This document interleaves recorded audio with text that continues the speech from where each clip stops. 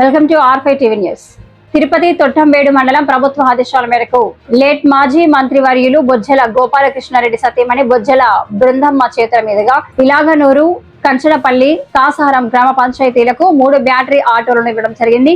దీని వలన పొడి చెత్త, తడి చెత్త, కాంపోస్టింగ్, వ్యర్థాల సేకరణ, ప్రధానమంత్రి ఆవాస యోజన పథకం ద్వారా 20 లక్షల రూపాయలతో ఈ గ్రామంలో వసతులు కల్పించడం జరుగుతుందని, అదేవిధంగా ఎమ్మెల్యే చొరవతో గ్రామాల అభివృద్ధి చేయడం జరుగుతుందని తెలియజేయడం జరిగింది. ముఖ్యంగా ప్రధానమంత్రి గ్రామీణ ఆవాస యోజన పథకం కింద మన మండలంలో 27 పంచాయతీలకి దాదాపు 14 పంచాయతీలు ఈ గ్రామాల్లో ఎంచుకోవడం జరిగింది. అయితే ఈ 14 పంచాయతీల్లో ప్రతి గ్రామానికి కూడా గ్రామానికన్నా ఎస్సీ పాపులేషన్ ఎక్కువ ఉన్నటువంటి విలేజ్ని ఈ ప్రధానమంత్రి గ్రామీణ ఆవాస యోజన పరిధిలోకి వస్తాయి. అయితే ఈ 14 గత ప్రభుత్వంలో కూడా ఈ PMJY ఉంది, కరెక్ట్గా ఉపయోగించుకోలేకపోయారు.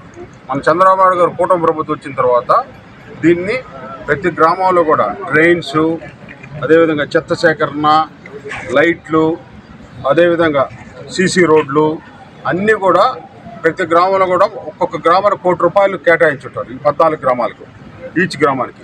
అయితే మొదటి విడతలో 20 లక్షల రూపాయలు ప్రతి గ్రామానికి మన ఎమ్మెల్యే గారి ద్వారా ఈ గ్రామాలకి ఈ విధంగా ఖర్చు పెట్టాలని చెప్పేసి ఇచ్చేశారు. అయితే ఎమ్మెల్యే గారి సూచనల మేరకు దీంతో ఈ ఆటోలు కూడా మనం పర్చేజ్ చేయొచ్చు. గతంలో కొన్ని ముందుకు వెళ్ళిపోయినాయి. అయితే పొయ్య, కాసరం, ఇలగనూరు, కంచెలపల్లి ఈ 4 గ్రామాలు ఇంకా రాబోయేటువంటి ఈ గ్రామాలు కూడా కొత్తగా ఈ 14 గ్రామాలు కొన్ని